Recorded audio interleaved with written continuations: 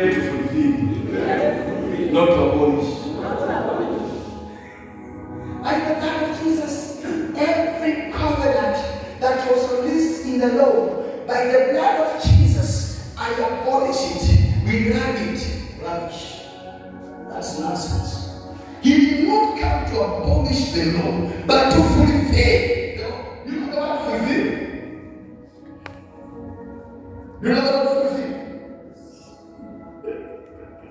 Hakuja kuitambua, bali kuitimiza. He came to pray, breaking the curses. While Jesus was praying and fasting, he went to pray and fast to break the curses from the mother's house. Because the Bible says, the Bible says in the book of Genesis, chapter number 3, verse number 15, and God released a curse, and he said, between you, the snake, and between you, a woman, I release a curse. You will be under a curse. A woman and a snake will never agree. You never work together. And the generation of a snake and the generation of a woman will not come together. So when a woman like the name Mary, when she came back to the child, like the name Jesus Christ, the child that she got, like the power of the Holy Ghost, the Bible says he went to pray 40 nights and 40 days, and the devil appeared to him. Why did the devil appear to Jesus? The devil came to Jesus because Jesus came to deal with the curse. He came to fulfill, to break the curses, to destroy the curses from the mother's house, so that when he started doing the work of God, he should do the work of God effectively and with the power and with the anointing from above. Because halfway was the spirit and halfway was the body of Mary. So she came from Mary. So she had to break the curse from the house of Mary. That's why I want to pray. So that's why Jesus will pray all the time. So you cannot tell me I cannot pray because Jesus finished all the days. Jesus finished all the days. Where is it? Where do we read this scripture? Well, because he said yes, it is finished. My question is very simple. Where in nature? You need to acknowledge. Don't climb on the voice of the cross. It is finished. He said, if my disciples love me, they will live in my teachings. And they will keep my teachings. My disciples. So we need to pray. Amen. He came to fulfill it. Lift up your hand and declare, my Father, I will not stand against the Lord, but I will do and fulfill and pray according to the word of God. In the name of Jesus. Say, my Father, once again I arise in the power of the Almighty God and the grace of Jesus Christ. I destroy what has been planted. I uproot what has been raised up. I destroy what is waiting for me. In the name of Jesus. Say it again, my Father. In the name of Jesus. Any power against my life, what are you waiting? Scatter. John chapter 1 verse number 16. The last verse because of the time. In English of time. John chapter 1 verse number 16. Job chapter 1 verse number 16.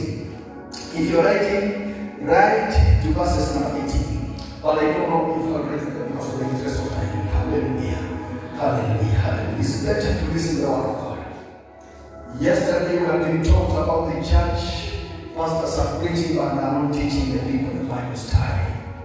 So if you ask God and you tell God, I have erred because of the word of God, it will be you. But in this place we teach the word.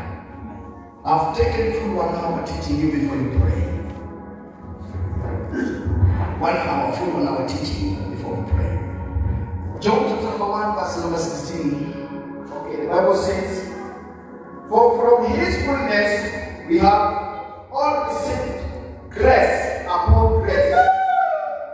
That's the verse 17. For the law was given through Moses. Is that the Bible? Is that the Bible? Yes, sir. I'm asking you, is that the Bible? Yes, sir. Repeat again, my brothers and sisters, 18, read by your own time. For from his fullness we have all received grace upon grace. Verse 17.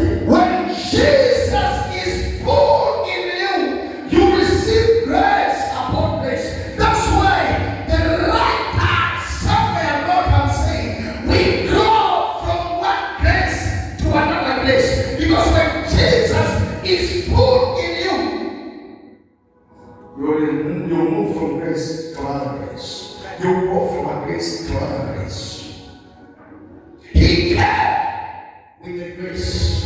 He did not come with the law, but he came with the grace. What is grace? Grace is unmerited favor, uncommon favor. Neema hii ni kipawa ambacho hakustahili, ni kibali ambacho hakustahili. So Yesu alikuja na kibali ambacho sisi hatukustahili kukipata kanisa. Kwa maana kuna sababu kwa sababu tunaweza kosa nafasi fulani. Bali tunasema sheria iletwa na Musa, iliyotajia vitabu tano vya Musa. Sheria iletwa na Musa na neema ikaletwa na Yesu. Neema ikaletwa na Yesu. Na nataka tuambie neema na sheria hafanani sheria. Neema ni mbaya sana. Maana yake kwamba neema ukifanya makosa, tunakuachia.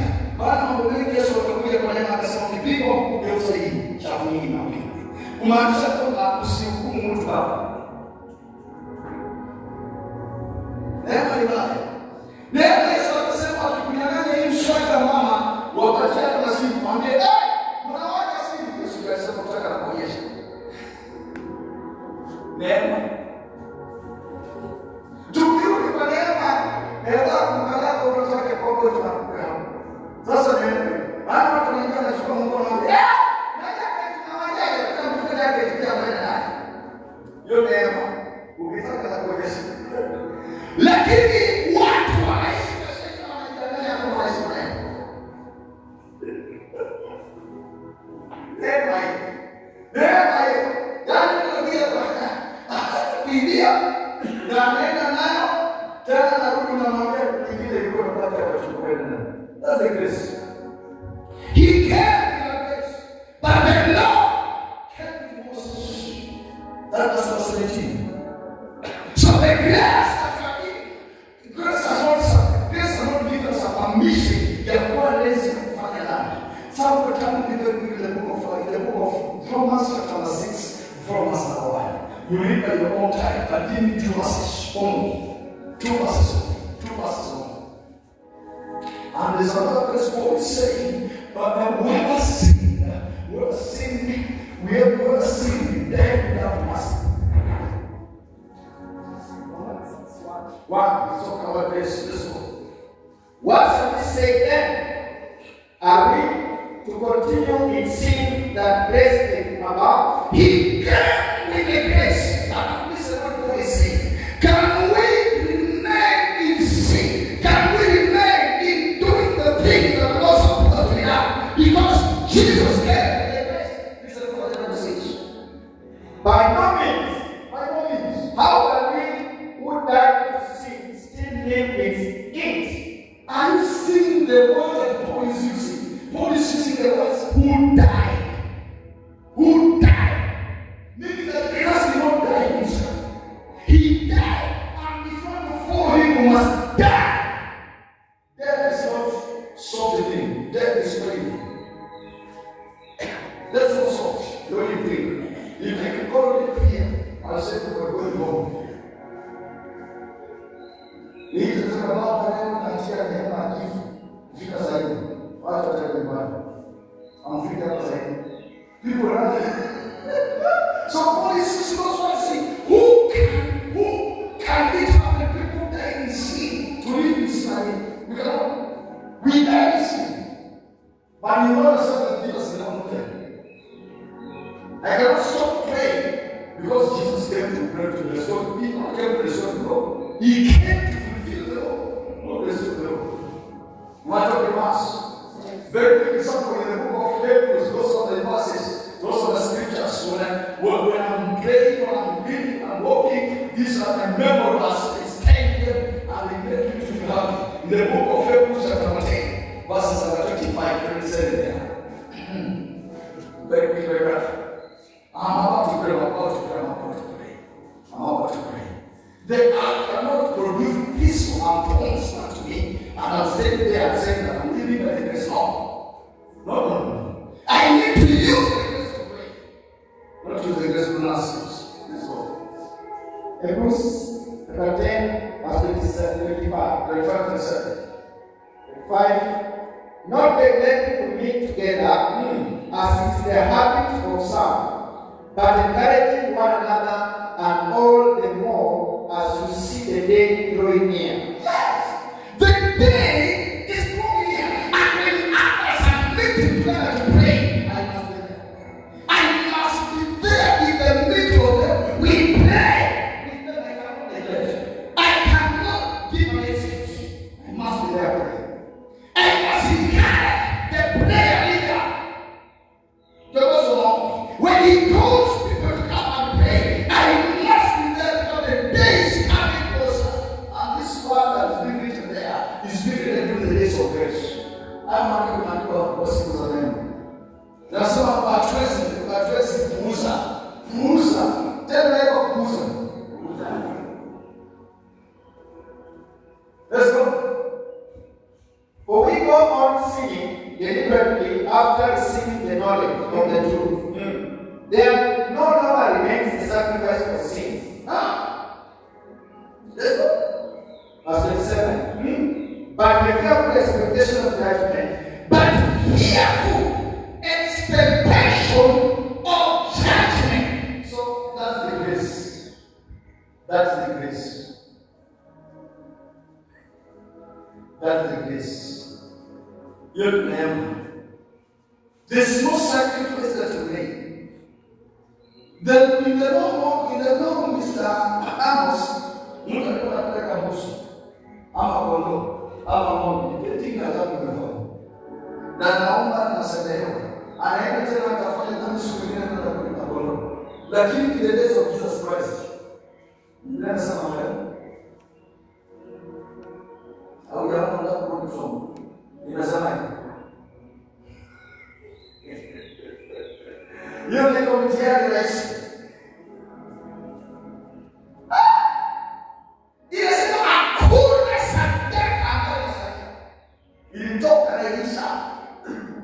I told you, and I'm preaching the because of the person that are driving me in this journey of walking around.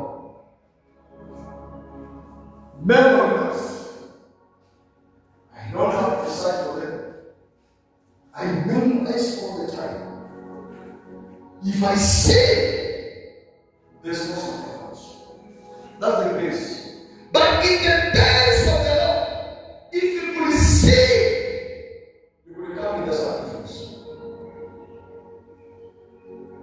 But in the days of Jesus Christ, if you see, there's no sacrifice.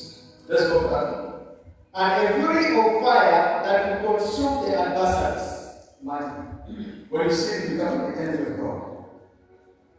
Let's go. Verse 28. Anyone who has set aside the law of Moses. Now I want you to listen very carefully, because now we are talking na nimekasika kidogo na mtoto tunakimbia na kupoteza watu wasema kwamba pastors that are preaching the nation message will broken by doing business. So I'm bringing Moses and Jesus for the understand. Let's go. Anyone who has set aside the law of Moses dies without mercy. Are you getting the point? Anyone, I want you to underline that. I want you to take it as members also as they have taken it, so that it drives you into walk with them. Anyone who sins in the days of Moses, the one who broke the law, he could die without mercy. Now this is the days of Jesus Christ. Let's go.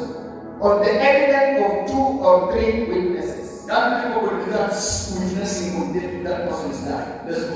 Verse 29. How much worse punishment do you think will be deserved by the one who has trampled under the Son of God? Steve, let's go.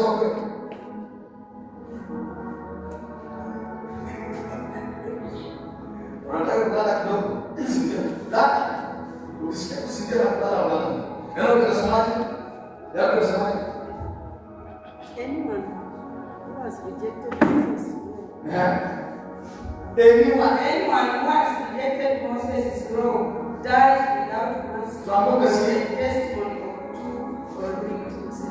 Yaani pale kwa Musa wote na mashahidi ungekufa, lakini kwa Yesu hakuna mashahidi. Moja kwa Yesu hakuna mashahidi. Nitakwambia kwa nini.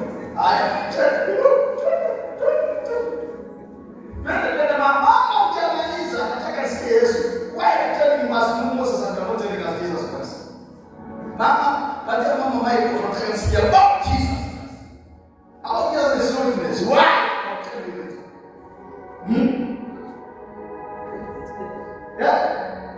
Anyone who has rejected Moses' law dies without mercy on the testimony of 2 or 3 witnesses. Move. Of how much worse punishment do you suppose will it be thought worthy who has trampled the Son of God underfoot, counted the blood of the covenant by which he was sanctified, a common thing, and insulted the Spirit of grace? Sasa nani mwenye anakufa vibaya kati ya mtu wa Musa na mtu wa Yesu?